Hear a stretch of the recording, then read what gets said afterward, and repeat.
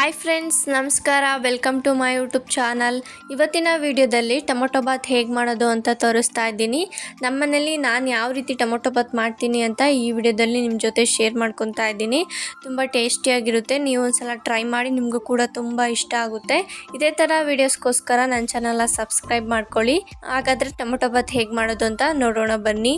ಇವಾಗ ನಾನು ಫಸ್ಟು ಮಸಾಲೆನ ರುಬ್ಕೊತಾ ಇದ್ದೀನಿ. ಅದಕ್ಕೋಸ್ಕರ ಮಿಕ್ಸಿ ಜಾರ್ಗೆ ಶುಂಠಿ ಮತ್ತು ಬೆಳ್ಳುಳ್ಳಿನ ಹಾಕ್ಕೊಂಡಿದ್ದೀನಿ. 1 ಇಂಚ್ ಆಗೋಷ್ಟು ಶುಂಠಿ ಹಾಕ್ಕೊಂಡ್ರೆ ಸಾಕಾಗುತ್ತೆ. ಜೊತೆಗೆ ಸ್ವಲ್ಪ ಪುದೀನೂ ಕೂಡ ಹಾಕ್ಕೊಂಡಿದ್ದೀನಿ. ಹಾಗೆ ಇದ್ರ ಜೊತೆನೇ ಟೊಮೊಟೊನೂ ಕೂಡ ಹಾಕ್ಕೊತಾ ಇದ್ದೀನಿ. ಒಂದು ಮೀಡಿಯಮ್ ಸೈಜ್ ಟೊಮೊಟೊದಲ್ಲಿ ಅರ್ಧನ ಕಟ್ ಮಾಡಿ ಹಾಕ್ಕೊಂಡಿದ್ದೀನಿ.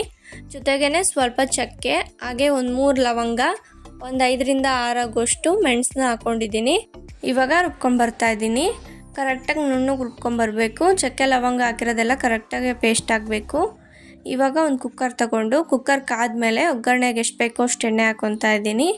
ಎಣ್ಣೆ ಕಾದ್ಮೇಲೆ ಪಲಾವ್ ಎಲೆ ಮತ್ತು ಚಕ್ಕೆ ಲವಂಗ ಏಲಕ್ಕಿ ಎಲ್ಲನೂ ಹಾಕ್ಕೊತಾ ಇದ್ದೀನಿ. ಬಿರಿಯಾನಿಗೆ ಯಾವ್ಯಾವ ಸ್ಪೈಸಸ್ ಯೂಸ್ ಮಾಡ್ತೀರೋ ಅದನ್ನು ಕೂಡ ಯೂಸ್ ಮಾಡ್ಕೋಬೋದು. ಎಲ್ಲ ಸ್ಪೈಸಸ್ ಹಾಕಾದ್ಮೇಲೆ ಚೆನ್ನಾಗಿ ಎಣ್ಣೆಲಿ ಫ್ರೈ ಮಾಡ್ಕೊಳ್ಳಿ. ನೀವು ಎಣ್ಣೆ ಬೇಡ ಅಂದರೆ ತುಪ್ಪನೂ ಕೂಡ ಯೂಸ್ ಮಾಡ್ಬೋದು. ಇವಾಗ ಫ್ರೈ ಮಾಡ್ಕೊಂಡಾದ್ಮೇಲೆ ಈರುಳ್ಳಿನ ಹಾಕ್ಕೊತಾ ಇದ್ದೀನಿ.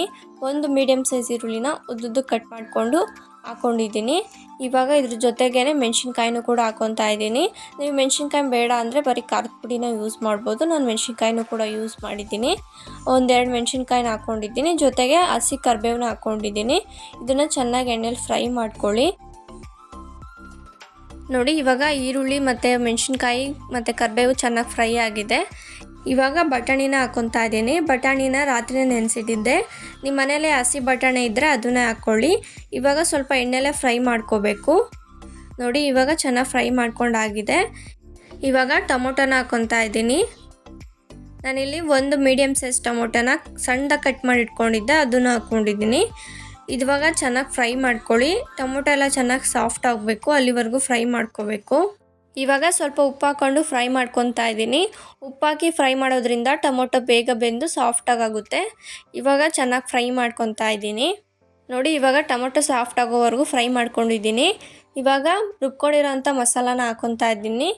ಇವಾಗ ಚೆನ್ನಾಗಿ ಮಿಕ್ಸ್ ಮಾಡಿಕೊಂಡು ಸ್ವಲ್ಪ ಫ್ರೈ ಮಾಡ್ಕೊತಾ ಇದ್ದೀನಿ. ಹಾಗೆ ಇದ್ರ ಜೊತೆಗೇ ಅರ್ಧ ಸ್ಪೂನ್ ಆಗೋಷ್ಟು ಖಾರದ ಪುಡಿನೂ ಹಾಕ್ಕೊಂಡಿದ್ದೀನಿ. ಜೊತೆಗೆ ಅರ್ಧ ಸ್ಪೂನ್ ಆಗೋಷ್ಟು ಧನಿಯಾ ಪೌಡರು, 1/4 ಸ್ಪೂನ್ ಆಗೋಷ್ಟು ಅರಶಿನ ಪೌಡರ್ನ ಹಾಕ್ಕೊಂಡು ಚೆನ್ನಾಗಿ ಮಿಕ್ಸ್ ಮಾಡ್ಕೊತಾ ಇದ್ದೀನಿ. ಸ್ವಲ್ಪ ನನಗೆ ಗಟ್ಟಿಗೆ ಅನ್ನಿಸ್ತಾ ಇದೆ, ಅದಕ್ಕೋಸ್ಕರನೇ ಮಿಕ್ಸಿ ಜಾರ್ಗೆ ಸ್ವಲ್ಪ ನೀರು ಹಾಕ್ಕೊಂಡು ಕ್ಲೀನಾಗಿ ವಾಶ್ ಮಾಡಿಕೊಂಡು ಆ ನೀರನ್ನ ಇಲ್ಲಿ ಹಾಕ್ಕೊತಾ ಇದ್ದೀನಿ. ನಿಮಗೆ ಗಟ್ಟಿಗೆ ಅನಿಸಿದ್ರೆ ಸ್ವಲ್ಪ ನೀರು ಹಾಕ್ಕೊಂಡು ಫ್ರೈ ಮಾಡ್ಕೊಳ್ಳಿ. ಇಲ್ಲಾಂದರೆ ಫುಲ್ ತಳ ಹತ್ಬಿಡುತ್ತೆ, ಸೀದಿರೋ ವಾಸನೆ ಬಂದುಬಿಡುತ್ತೆ. ಅದಕ್ಕೋಸ್ಕರ ಸ್ವಲ್ಪ ನೀರು ಹಾಕ್ಕೊಂಡು ಕುದಿಸೋದ್ರಿಂದ ಹಸಿ ವಾಸನೆ ಕರೆಕ್ಟಾಗಿ ಹೋಗಿ ತಿನ್ನೋದಕ್ಕೆ ತುಂಬ ಚೆನ್ನಾಗಿರುತ್ತೆ. ನೀವು ಯಾವುದೇ ರೆಸಿಪಿ ಮಾಡಬೇಕಾದ್ರೂ ಹಸಿ ವಾಸನೆ ಹೋಗೋವರೆಗೂ ಫ್ರೈ ಮಾಡ್ಕೋಬೇಕು. ನೋಡಿ, ಇವಾಗ ಒಂದು ಕುದಿ ಬರೋವರೆಗೂ ಚೆನ್ನಾಗಿ ಫ್ರೈ ಮಾಡಿಕೊಂಡು ಹಸಿ ವಾಸನೆ ಎಲ್ಲ ಚೆನ್ನಾಗಿ ಹೋಗೋವರೆಗೂ ಫ್ರೈ ಮಾಡ್ಕೊಂಡಿದ್ದೀನಿ. ಇವಾಗ ಸ್ವಲ್ಪ ಕೊತ್ತಂಬರಿ ಸೊಪ್ಪನ್ನ ಹಾಕ್ಕೊತಾ ಇದ್ದೀನಿ. ನಾನು ಆ್ಯಕ್ಚುಲಿ ಒಗ್ಗರಣೆಗೆ ಹಾಕ್ಕೋಬೇಕಿತ್ತು, ಮರ್ತೋಗಿದ್ರಿಂದ ಇವಾಗ ಹಾಕ್ಕೊಂಡಿದ್ದೀನಿ. ನೀವು ಒಗ್ಗರಣೆ ಮಾಡ್ಕೋಬೇಕಾದ್ರೆ ಕೊತ್ತಂಬರಿ ಸೊಪ್ಪನ್ನ ಹಾಕ್ಕೊಂಡು ಸ್ವಲ್ಪ ಫ್ರೈ ಮಾಡ್ಕೊಳ್ಳಿ. ಇವಾಗ ಚೆನ್ನಾಗಿ ಮಿಕ್ಸ್ ಮಾಡ್ಕೊಂಡಾದ್ಮೇಲೆ ನೀರನ್ನ ಹಾಕ್ಕೊತಾ ಇದ್ದೀನಿ. ನಾನು 1 ಲೋಟ ಆಗೋಷ್ಟು ಅಕ್ಕಿನ ತೊಗೊಂಡಿದ್ದೆ, ಅದಕ್ಕೇ ಇವಾಗ 2 ಲೋಟ ಆಗೋಷ್ಟು ನೀರನ್ನ ಹಾಕ್ಕೊತಾ ಇದ್ದೀನಿ. 1 ಲೋಟ ಆಗೋಷ್ಟು ಅಕ್ಕಿನ ನಾನು ಅಡುಗೆ ಸ್ಟಾರ್ಟ್ ಮಾಡಿದಾಗೇ ಕ್ಲೀನಾಗಿ ವಾಶ್ ಮಾಡಿ ನೆನೆಹಾಕಿದ್ದೆ. ಈ ಥರ ಮಾಡೋದ್ರಿಂದ ಅನ್ನ ಒಳಗಡೆ ಮೆತ್ತಗೆ ತುಂಬ ಚೆನ್ನಾಗಿರುತ್ತೆ, ಇಲ್ಲಾಂದರೆ ಗಟ್ಟಿಗಿರುತ್ತೆ. ಅದಕ್ಕೋಸ್ಕರನೇ ನೀವು ಅಡುಗೆ ಸ್ಟಾರ್ಟ್ ಮಾಡಿದಾಗೇ ಅಕ್ಕಿನ ನೆನೆಸ್ಬಿಡಿ. ಇವಾಗ ಸ್ವಲ್ಪ ಉಪ್ಪು ಹಾಕ್ಕೊಂಡು ಒಂದು ಕುದಿ ಬರೋವರೆಗೂ ಕುದಿಸ್ಕೊತಾ ಇದ್ದೀನಿ. ನೋಡಿ, ಇವಾಗ ಒಂದು ಕುದಿ ಬರೋವರೆಗೂ ಕುದಿಸ್ಕೊಂಡಿದ್ದೀನಿ. ಇವಾಗ ನಿಂಬೆ ರಸನ ಹಿಂಡ್ಕೊತಾ ಇದ್ದೀನಿ. ನಾನಿಲ್ಲಿ ಅರ್ಧ ಸ್ಪೂನ್ ಆಗೋಷ್ಟು ನಿಂಬೆ ಹಣ್ಣು ರಸನ ಹಾಕ್ಕೊತಾ ಇದ್ದೀನಿ. ಟೊಮೊಟೊ ಹಾಕಿರೋದ್ರಿಂದ ಆಲ್ರೆಡಿ ಹುಳಿ ಇರುತ್ತೆ. ನಿಮಗೆ ಬೇಕು ಅಂದರೆ ಹಾಕ್ಕೊಳ್ಳಿ, ಇಲ್ಲಾಂದರೆ ಸ್ಕಿಪ್ ಮಾಡ್ಕೊಳ್ಳಿ.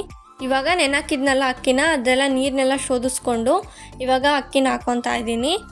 ಅಕ್ಕಿ ಹಾಕಬೇಕಾದ್ರೆ ಫ್ಲೇಮ್ನ ಫುಲ್ ಲೋ ಫ್ಲೇಮಲ್ಲಿ ಇಟ್ಕೊಳ್ಳಿ. ನೀರು ಹಾಕಿದ್ಮೇಲೆ ಒಂದು ಕುದಿ ಬರೋವರೆಗೂ ಕುದಿಸ್ಕೊಂಡು ಆಮೇಲೆ ಅಕ್ಕಿನ ಹಾಕ್ಕೊಳ್ಳಿ. ಹಂಗೆ ಡೈರೆಕ್ಟಾಗಿ ಹಾಕೋದಕ್ಕೆ ಹೋಗಬೇಡಿ. ಈ ಥರ ಮಾಡೋದ್ರಿಂದ ಉದ್ರುದ್ರಾಗಿ ಅನ್ನ ತುಂಬ ಚೆನ್ನಾಗಿರುತ್ತೆ. ಇವಾಗ ಮಿಕ್ಸ್ ಮಾಡಿಕೊಂಡು ಒಂದು ಕುದಿ ಬರೋವರೆಗೂ ಕುದಿಸ್ಕೊತಾ ಇದ್ದೀನಿ. ಅಕ್ಕಿ ಹಾಕಿದ್ಮೇಲೆ ಒಂದು ಕುದಿ ಬರಬೇಕು, ಆವಾಗಲೇ ಅನ್ನ ಸಾಫ್ಟಾಗಿ ಒಳಗಡೆ ಮತ್ತು ಉದ್ರುದ್ರಾಗಿ ಚೆನ್ನಾಗಿರುತ್ತೆ. ಇವಾಗ 1 ವಿಷಲ್ ಬರೋವರೆಗೂ ಕೂಗಿಸ್ಕೊತಾ ಇದ್ದೀನಿ. ಆಲ್ರೆಡಿ ಒಂದು ಕುದಿ ಕುದಿಸ್ಕೊಂಡಿರೋದ್ರಿಂದ 1 ವಿಷಲ್ ಬಂದರೆ ಸಾಕಾಗುತ್ತೆ. ಇವಾಗ 1 ವಿಷಲ್ ಬರೋವರೆಗೂ ಕೂಗಿಸ್ಕೊಂಡಿದ್ದೀನಿ. ನೋಡಿ ಎಷ್ಟು ಚೆನ್ನಾಗಿ ಬಂದಿದೆ ಅಂತ. ಕಲರು ಕೂಡ ಚೆನ್ನಾಗಿದೆ ಮತ್ತು ಟೇಸ್ಟು ಕೂಡ ತುಂಬ ಚೆನ್ನಾಗಿತ್ತು. ಅನ್ನ ಕೂಡ ಉದ್ರುದ್ರಾಗಿ ಚೆನ್ನಾಗಾಗಿದೆ. ನೀವು ಇದೇ ರೀತಿ ಮಾಡಿ ನೋಡಿ. ಅನ್ನ ಉದ್ರುದ್ರಾಗಿ ಮತ್ತು ಸಾಫ್ಟಾಗಿ ತುಂಬ ಚೆನ್ನಾಗಿರುತ್ತೆ. ಟೇಸ್ಟ್ ಕೂಡ ತುಂಬ ಚೆನ್ನಾಗಿರುತ್ತೆ. ಒಂದು ಸಲ ಟ್ರೈ ಮಾಡಿ, ನಿಮಗೂ ಕೂಡ ತುಂಬ ಇಷ್ಟ ಆಗುತ್ತೆ. ನೀವು ಈ ಟೊಮೊಟೊ ಬಾತ್ನ ಮಾರ್ನಿಂಗ್ ಬ್ರೇಕ್ಫಾಸ್ಟ್ಗೂ ಕೂಡ ಮಾಡ್ಕೋಬೋದು, ಇಲ್ಲ ಡಿನ್ನರ್ಗೂ ಕೂಡ ಮಾಡ್ಕೋಬೋದು.